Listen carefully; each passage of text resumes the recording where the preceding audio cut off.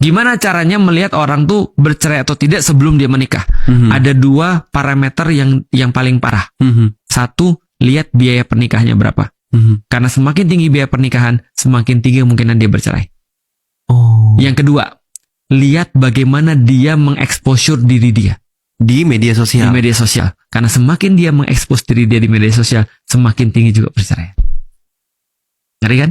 Wow. Karena ketika dia nikah, dia menganggap itulah bagian daripada exposure. Bagian dari agenda media sosialnya. Betul. Sehingga dia sebenarnya nggak perlu istrinya. Dia perlu exposure pernikahannya. Oh. Paham maksudnya? Makanya kan orang bilang ketika semakin tinggi. Jadi orang bilang ini, lu tinggi-tinggi misalnya angka untuk pesta, untuk apa?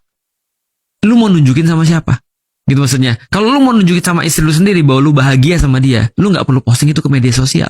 Masalahnya adalah begitu diposting di media sosial, itu bukannya konsumsi istrimu, itu dimakan sama semua orang yang lain.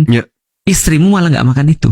Istrinya jadi mikir, sebenarnya dia punya aku, atau punya semua orang. Atau soalnya jadi mikir, ini sama istriku ini disenangkan sama aku atau disenangi sama orang yang lain.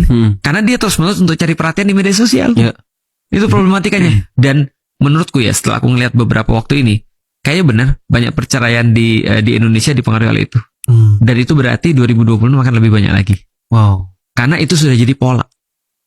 Itu jadi pola di media sosial. Polanya sederhana. Exposure lebih penting daripada hidup kita sendiri. Wow. Coba lihat sekarang ya, berapa banyak orang di dalam terus kemudian pernikahan mereka bikin masalah, sengaja bikin masalah.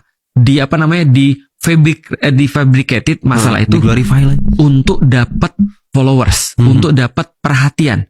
Setelah itu mereka dengan sangat mudah begini, gua udah mau cerai nih, kayak gini-gini dan segala macam. Tiba-tiba setelah dapat pandangan orang, dapat exposure dari orang, nggak jadi nih.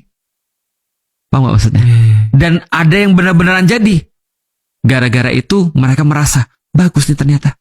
Nggak setiap ternyata problematika hidup tuh ternyata jadi buruk kan? Ternyata bisa jadi exposure kan? Coba lihat dan polanya berulang terus loh. Selalu berulang polanya. Nah, ini menurutku masalah. Nah, itu gara-gara media sosial zaman sekarang. Wow.